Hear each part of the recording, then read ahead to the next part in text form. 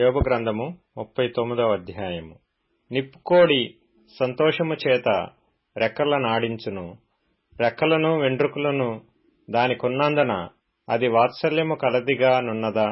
లేదు సుమి, అది నేలను దాని గుడ్లను పెట్టును, ధూళిలో వాటిని కాచును. దేని పాదమైన వాటిని త్రొక్కవచ్చునని అయినను, అడవి జంతువు వాటిని చితకద్రొక్కవచ్చునని అయినను అనుకొనకయే యున్నది. తన పిల్లలు తనవి కానట్టు వాటి ఎడల అది కాఠిన్యము చూపును. దాని కష్టము వ్యర్థమైనను దానికి చింత లేదు. దేవుడు దానిని తెలివిలేనిదిగా చేసెను, ఆయన దానికి వివేచనాశక్తిని అనుగ్రహించి ఉండలేదు. అది లేచినప్పుడు గుర్రమును దాని రౌతును తిరస్కరించును. గుర్రమునకు నీవు బలమునిచ్చితివా? జూలు వెండ్రుకలతో దాని మెడను కప్పితివా? మిడతవలే అది గంతులు వేయినట్లు చేయుదువా? దాని నాసికారంధ్ర ధ్వని భీకరము. మైదానములో అది కాలు దువ్వి తన బలమును బట్టి సంతోషించును. అది ఆయుధదారులను ఎదుర్కొనబోవును. అది భయము పుట్టించు దానిని వెక్కిరించి భీతి నొందకుండును. ఖడ్గమును చూచి వెనుకకు తిరగదు. అంబుల పొదియు తళతళలాడు ఈటెలను బల్లెములను దానిమీద గలగలలాడించబడినప్పుడు ఉద్దండ కోపముతో అది బహుగా పరుగులెత్తును. అది బాకానాదము విని ఊరకుండదు. బాకానాదము వినబడినప్పుడెల్లా అది ఆహా ఆహా అనుకొని దూరము నుండి యుద్ధవాసన తెలిసికొనును. సేనాధిపతుల ఆర్భాటమును యుద్ధ ఘోషను వినును. డేగ నీ జ్ఞానము చేతనే ఎగురునా? అది నీ ఆజ్ఞ వలననే తన రెక్కలు దక్షిణ దిక్కునకు చాచునా? పక్షిరాజు నీ ఆజ్ఞకు లోబడి ఆకాశ వీధికెక్కునా? తన గూడు ఎత్తైన చోటను కట్టుకొనునా? అది రాతి కొండ మీద నివసించును. కొండపేటు మీదను ఎవరినూ ఎక్కజాలని ఎత్తు చోటను గూడు కట్టుకొనును. అక్కడ నుండియే తన ఎరను వెదుకును. దాని కన్నులు దానిని దూరము నుండి కనిపెట్టును. దాని పిల్లలు రక్తము పీల్చును. హతులైన వారు ఎక్కడనుందురో అక్కడనే అది యుండును. యోబు గ్రంథము 40వ అధ్యాయము. మరియు యెహోవా యోబునకు ఇలాగు ప్రత్యుత్తరమిచ్చెను. ఆక్షేపణలు చేయుచూచువాడు సర్వశక్తుడగు దేవునితో వాదింపవచ్చునా? దేవునితో వాదించువాడు ఇప్పుడు ప్రత్యుత్తరమియ్యవలెను. అప్పుడు యోబు యెహోవాకు ఇలాగున ప్రత్యుత్తరమిచ్చెను. చిత్తగించుము, నేను నీచుడను. నేను నీకు ఏమని ప్రత్యుత్తరమిచ్చెదను? నా నోటి మీద నా చేతిని ఉంచుకొందును. ఒకమారు మాటలాడితిని, నేను మరలా నోరెత్తను. 2 సార్లు మాటలాడితిని, ఇకను పలుకను.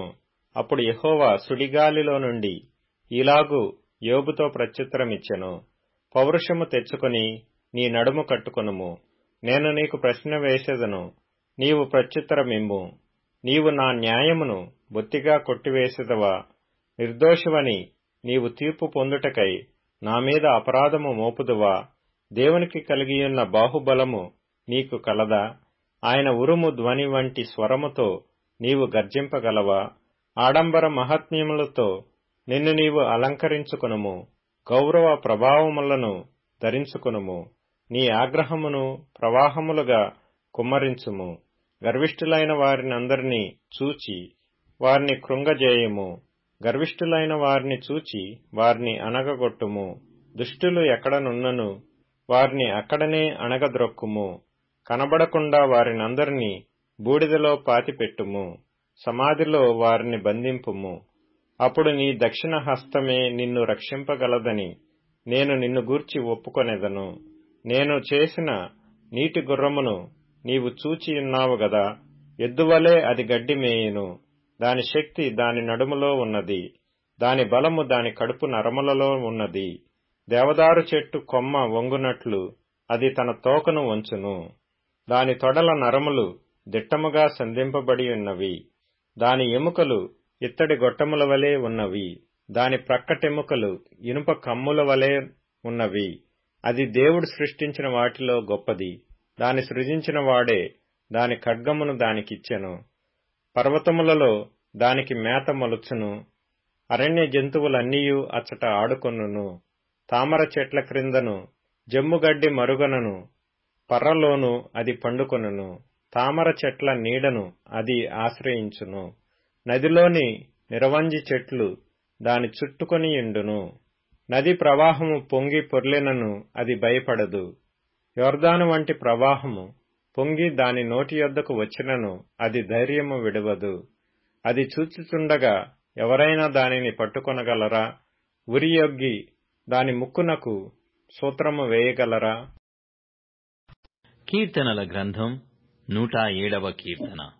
యెహోవా దయాళుడు, ఆయనకు కృతజ్ఞతాస్తుతులు చెల్లించుడి. ఆయన కృప నిత్యముండును. యెహోవా విమోచించిన వారు ఆ మాట పలుకుదురుగాక. విరోధుల చేతిలో నుండి ఆయన విమోచించిన వారును, తూర్పు నుండి పడమటి నుండి, ఉత్తరము నుండి దక్షిణము నుండి, నానా దేశముల నుండి ఆయన పోగు చేసిన వారును ఆ మాట పలుకుదురుగాక. వారు అరణ్యమందలి ఎడారి త్రోవను తిరుగులాడుచుండిరి. నివాసపురమేదియు వారికి దొరకకపోయెను. ఆకలి దప్పుల చేత వారి ప్రాణము వారిలో సొమ్మసిల్లెను. వారు కష్టకాలమందు యెహోవాకు మొర్రపెట్టిరి. ఆయన వారి ఆపదలలో నుండి వారిని విడిపించెను. వారొక నివాసపురము చేరునట్లు చక్కని త్రోవను ఆయన వారిని నడిపించెను. ఆయన కృపను బట్టియు నరులకు ఆయన చేయు ఆశ్చర్య కార్యములను బట్టియు వారు యెహోవాకు కృతజ్ఞతాస్తుతులు చెల్లించుదురుగాక. ఏలయనగా ఆశగల ప్రాణమును ఆయన తృప్తిపరిచియున్నాడు. ఆకలిగొనిన వారి ప్రాణమును మేలుతో నింపియున్నాడు. సామెతల గ్రంథం 22వ అధ్యాయము. హృదయ శుద్ధిని ప్రేమించుచు దయగల మాటలు పలుకువానికి రాజు స్నేహితుడగును. యెహోవా చూపులు జ్ఞానము గల వానిని కాపాడును. విశ్వాసఘాతకుల మాటలు ఆయన వ్యర్థము చేయును. కొరింథీయులకు రాసిన మొదటి పత్రిక 15వ అధ్యాయము. క్రీస్తు మృతులలో నుండి లేపబడియున్నాడని ప్రకటింపబడుచుండగా మీలో కొందరు మృతుల పునరుత్థానము లేదని ఎట్లు చెప్పుచున్నారు? మృతుల పునరుత్థానము లేని ఎడల క్రీస్తు కూడా లేపబడి ఉండలేదు. మరియు క్రీస్తు లేపబడి ఉండని ఎడల మేము చేయు ప్రకటన వ్యర్థమే, మీ విశ్వాసము వ్యర్థమే. దేవుడు క్రీస్తును లేపెనని ఆయనను గూర్చి మేము సాక్ష్యము చెప్పియున్నాము గదా. మృతులు లేపబడని ఎడల దేవుడు ఆయనను లేపలేదు గనుక మేమును దేవుని విషయమై అబద్ధపు సాక్షులముగా అగపడుచున్నాము. మృతులు లేపబడని ఎడల క్రీస్తు కూడా లేపబడలేదు. క్రీస్తు లేపబడని ఎడల మీ విశ్వాసము వ్యర్థమే, మీరింకను మీ పాపములలోనే యున్నారు. అంతేకాదు, క్రీస్తునందు నిద్రించిన వారును నశించిరి. ఈ జీవితకాలమును మట్టుకే మనము క్రీస్తునందు నిరీక్షించు వారమైన ఎడల మనుష్యులందరికంటే దౌర్భాగ్యులమైయుందుము. ఇప్పుడైతే నిద్రించిన వారిలో ప్రథమ ఫలముగా క్రీస్తు మృతులలో నుండి లేపబడియున్నాడు. మనుష్యుని ద్వారా మరణము వచ్చెను గనక మనుష్యుని ద్వారానే మృతుల పునరుత్థానమును కలిగెను. ఆదామునందు అందరూ ఏలాగు మృతి పొందుచున్నారో అలాగుననే క్రీస్తునందు అందరూ బ్రతికింపబడుదురు. ప్రతివాడును తన తన వరుసలోనే బ్రతికింపబడును. ప్రథమ ఫలము క్రీస్తు. తరువాత క్రీస్తు వచ్చినప్పుడు ఆయన వారు బ్రతికింపబడుదురు. అటు తరువాత ఆయన సమస్తమైన ఆధిపత్యమును, సమస్తమైన అధికారమును, బలమును కొట్టివేసి తన తండ్రి అయిన దేవునికి రాజ్యము అప్పగించును. అప్పుడు అంతము వచ్చును. ఎందుకనగా తన శత్రువులందరినీ తన పాదముల క్రింద ఉంచు వరకు ఆయన రాజ్య పరిపాలన చేయుచూ ఉండవలెను. కడపట నశింపజేయబడు శత్రువు మరణము.